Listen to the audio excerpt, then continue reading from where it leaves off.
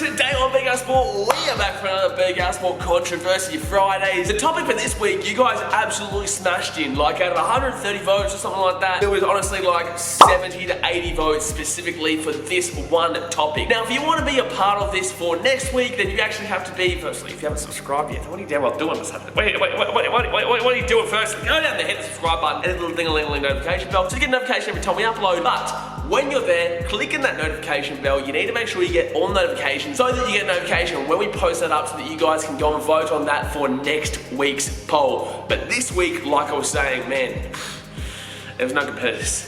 There's no competitors. You love your NRL. I get it, guys. Alright? I get it. I get it. It's definitely a big topic for me to talk about as well because obviously, you know, most of my life, I've given most of my life to being a part of the Titans and being a part of the NRL community. I feel where this question came from because this was also suggested by you guys on the previous week's video in the comment section below. So if you have a suggestion, always go into the comment section. This is this topic I definitely want to talk about because there is a lot to talk about. It's a genuine thing. But anyway, enough talking here. Let's get into the video and let's start discussing why the NRL are struggling to attract crowds.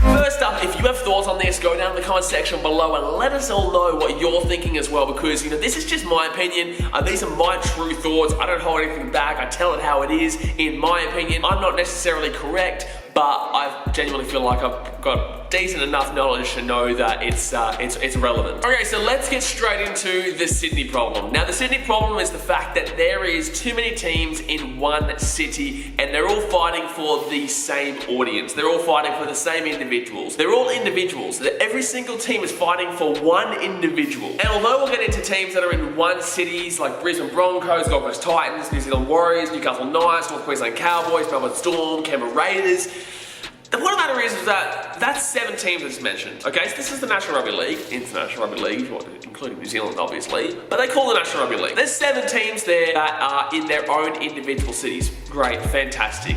That is a bonus. Now, what's the negative to that? The fact is that there's 16 teams in this competition. There's 16 teams in competition. I've named 7 teams. So there are 9 teams that aren't in their own individual cities. That's when we move into the Sydney problem. So let's go through the Sydney teams. There is the West Tigers, the Canterbury Bulldogs, the Penrith Panthers, the Parramatta Eels, Sydney Roosters, South Sydney Rabbitohs, Cronulla Sharks, St George Illawarra Dragons, and the Manly Sea Eagles. There's 9 teams right there. So more than half of the competition is in one city. Now granted, Sydney is a massive base. There is a massive audience base there. You're gonna have at least a couple of teams there to really get the market. There's a couple of teams in Western Sydney, there's a team in Northern Sydney, there's a couple of teams in Southern Sydney, and there's a couple of teams in the central CBD area. And there's also obviously out east with the Sydney Roosters. So the point of the matter is that every single market is catered for. However, they're all still competing for the Sydney-based audience. In comparison to the Brisbane Broncos literally have the entirety of Brisbane, which is very similar. I don't think it's got as many population as Sydney, but it's very similar. So the point of the matter is, like I was saying before with the one individual stuff, they're all fighting for that one person. If the Sydney Roosters put out an advertisement, they're fighting for that one person. And then the Tigers put out an advertisement just about an hour later, they're still fighting for that one person. They want that person to go to their game rather than their game. So when it's so saturated like that, you're losing out on big supporter bases. You're losing out on having a wide, diverse range of supporters that can attend the game, because obviously we're not talking about people who live in different places around the world. They're not included because obviously they can't get to games. The point of the matter is that in the city, you can really only have people going to your games from in that city. And when there's so many teams, it's so segregated. Everyone has their own team. And obviously it's incredibly difficult to get people there consistently paying all this exorbitant money to go to a game every single week and keep the crowds up. So to summarize that first point, there's too many teams in one specific area and it just needs to change. It just needs to change. I don't have the answers. I don't have the answers. Relocation, I mean, whatever. That could be a topic for another whole day. But the point of the matter is that something needs to happen because there is no way you're going to get 80,000 people regularly, like the AFL do, 70,000, 80,000 to a game. We get the grand final, state of origin, that's when we sell our games. Sharks vs Panthers last year at Allianz Stadium, we were there. Dragons vs Rabbitohs last year at ANZ Stadium, we were there. Both games, although they were incredible games, massive games, finals, do or die between two Sydney teams, Dragons, Rabbitohs, and Sharks, Panthers. There was a very low crowd. The crowds were low as. So the point of the matter is that when there's two Sydney teams playing and you still can't pack them out, that's a problem. That's a big problem. Moving on to cities with one team in them. And now, obviously, the Brisbane Broncos, they get quality crowds. Melbourne Storm get quality crowds. Most of the teams in different cities get quality crowds, except for the Gold Coast Titans. Now, this is a main thing for me because, obviously, the Gold Coast Titans are the butt of everybody's jokes in regards to crowds. And I can stand up for this because I've been to pretty much, besides this year, obviously, I've been to pretty much every single home game since 2010. I can say that genuinely, usually, there is more away fans than there are Titans fans at Gold Coast games. There's a pretty simple answer to that, and that's the fact that they put a team in a big city, needed to cover for the AFL because the AFL were going to go in there and they didn't want the Gold Coast to be taken over as an AFL city. Titans were necessary for the Gold Coast. It was necessary. However, the fact of the matter is that until the younger generation grow up, there's never really going to be a massive fan base or a fandom for the Titans because everyone who's from the Gold Coast, they're only a new team. It's only been 12 years that we've been in competition, or 13 years, 12 or 13 years now that we've been in the competition. So the point of the matter is that until the young generation grow up, there's never going to be those real, true, dedicated fans. Besides myself, besides a couple of people around here, there is quite a few Steelers, 1,000, 2,000 probably dedicated fans, I'd say. You might say, that's not anything. That's not enough. That's really, really low. Well, yeah, it is really low. But the point of the matter is that they chuck the team in. You can't expect everyone to just be like, bingo, they're my team straight away when, the Broncos are just up the road. People from the Gold Coast have moved from places like Sydney. Gold Coast is a massive destination for people actually travelling to and moving to because it's a beautiful place, the Gold Coast. Gold Coast is one of the most beautiful places in Australia. They've already got their teams from Sydney and North Queensland and Melbourne, and obviously there is a massive New Zealand population on the Gold Coast. But the point of the matter is that if you're born on the Gold Coast, you're raised on the Gold Coast, and you've got the Gold Coast Titans there, despite the fact that we're pretty bad, you're still going to have the Gold Coast Titans in your team because you grew up on the Gold Coast. It's going to be difficult times for the Titans for another decade probably. For another decade until those kids really truly grow up as Titans fans. We've gone over Sydney, we've gone over the Gold Coast. Now, in regards to all the other one-team places like the Broncos, the Storm, the Cowboys, the Warriors, the Raiders, the Knights, they all get decent crowds. The Raiders sometimes are a bit iffy, but that's probably because it's actually freezing cold in Canberra. So that's my opinion, and there's not much to do in Canberra. So if they don't get crowds, then that's a big problem because there's not much else to do down there. The third point that I'm going to make is the fact that it is too expensive. It's way too expensive. It used to be a working class game.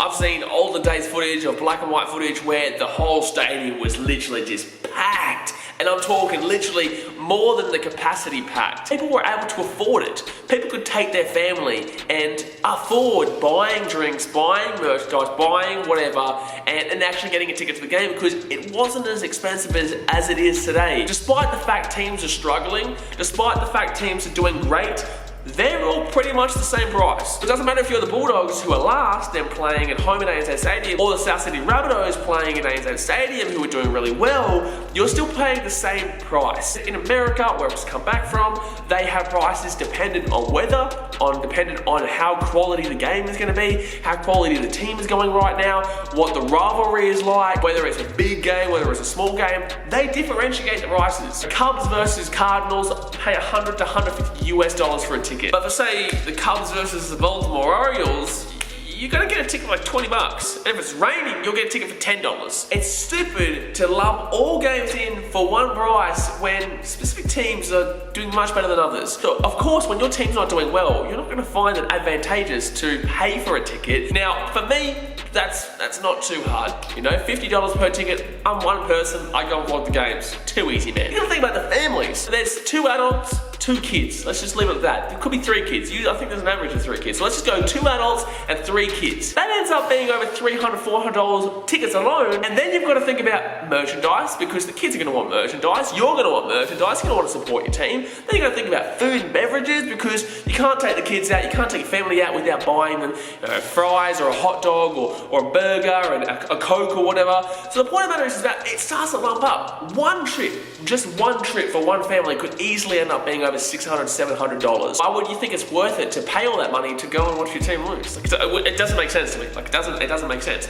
So it would definitely be an initiative to lower the prices for certain games, for certain teams that aren't doing as well, which gets you more through the gates. I guarantee the NRL, you actually get more money because you have more people paying less price. So instead of having 12,000 people at, say, $50 a ticket, you could have 25,000 people at $20 a ticket. So for example, if there's a game like the South Sydney Rabbitohs versus the Sydney Roosters where everyone cares about, everyone wants to get to the game, they know there's going to be a crowd there, you can raise it. People are going to pay for a quality game. People are going to pay to get out to see those quality games. Now, I'm not saying 100 to 150 USD, gee whiz, no sir, raise up. They've got a massive population. What I'm saying is that people will pay to go to these big time games in comparison to these small time games. But to wrap everything up in regards to that, people just can't afford to get out there at this current stage. There isn't, and it's way too costly, But yeah, it just really is way too expensive, and especially when it comes to food and beverage, which is like when you're buying a Coca-Cola, a bottle of Coca-Cola, 600 mils that you can buy at the shops for like $3. Supply and demand, obviously, in the stadium. You can't get anywhere else.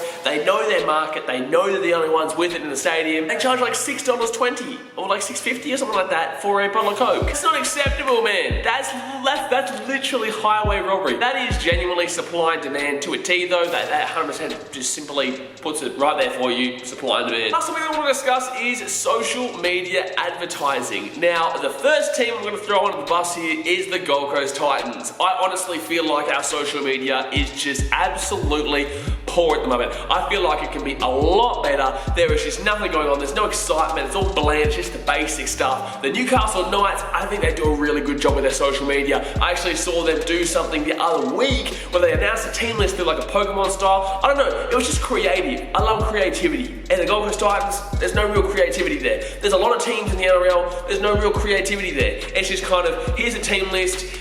We had a chat with one player. Here's the coach's thoughts going into the game. Here's the coach's thoughts after the game. That's it. Scores.